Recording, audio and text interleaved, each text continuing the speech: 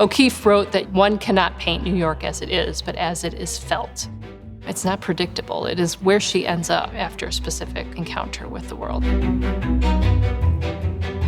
Although O'Keeffe is closely associated with the Southwest, in the 1920s, this was really the moment her career started to take off.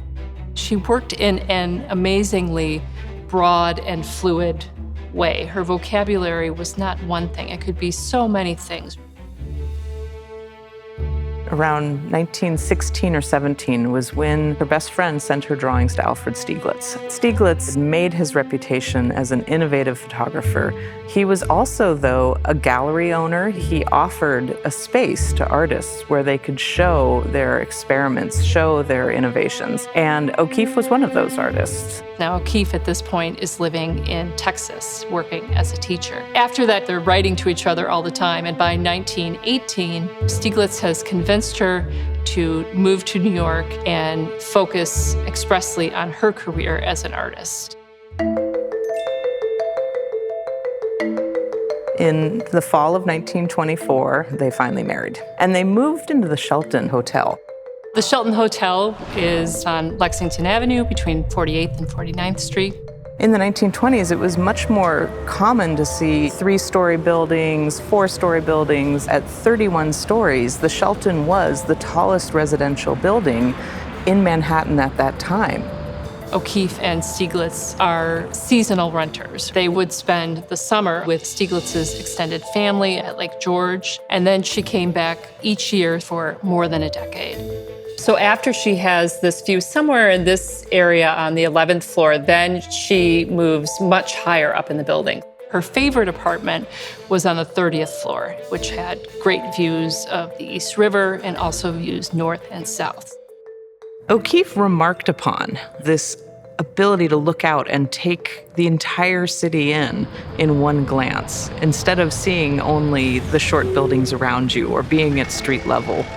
There's a skyline further downtown, but in terms of the profile of Midtown, that changes right in these years. Iconic buildings like the Chrysler Building, the Empire State Building wouldn't be built until 1930 and 1931, respectively.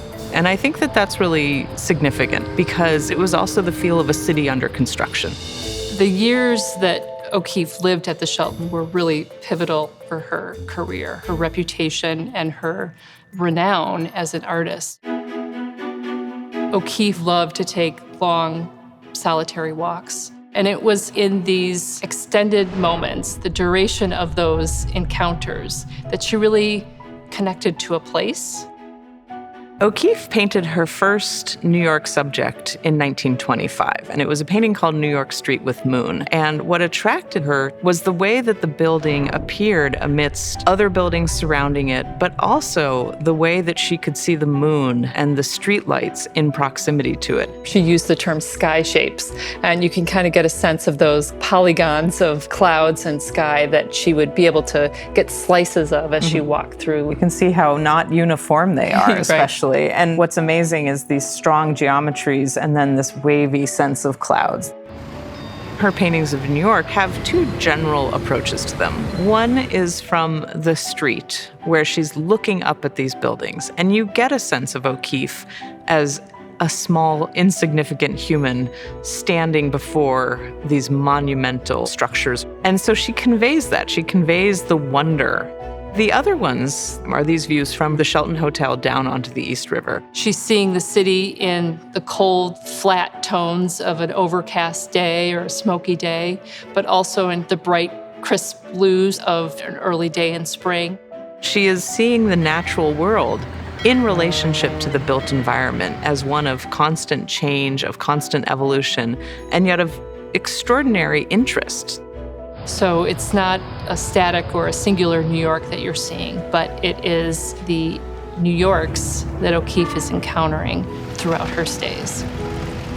This is also the moment that she debuts her really large-scale flowers. So like buildings that she can't contain within the borders of a canvas, she is making her flowers so large that they too extend beyond the borders of a canvas. and she equated them as part of the same opportunity to have people look differently at a subject that they otherwise might overlook. In 1929, O'Keeffe spent her first summer in the Southwest. And that is the start of a new kind of seasonal rhythm. She doesn't move there permanently until 1949. Some of the compositional strategies that we see in play in some of her New Yorks, we can see kind of a nice through line to what she's doing in New Mexico. She was shipping barrels of bones back to use in New York, and they're becoming the subject of works such as Cow's Skull with Calico Roses. It's a New York picture in itself because O'Keeffe is painting many of these works in her Shelton apartment. In 1930, she has an exhibition at Stieglitz's American Place Gallery. It's New York, Lake George, New Mexico. You see these New Yorks, but you see them in the context of this great variety of work. O'Keeffe is doing these things in the same moments and showing these works in the same shows. So the language remains similar even as the subject matter changes. She's not offering us transcriptions of the world around us. These are not documents about New York. These are translations. She is making sense of what she saw or felt and then trying to give it life in some big, bold picture. She could take whatever the visual stimuli was, whatever interested her, and make something extraordinary out of it.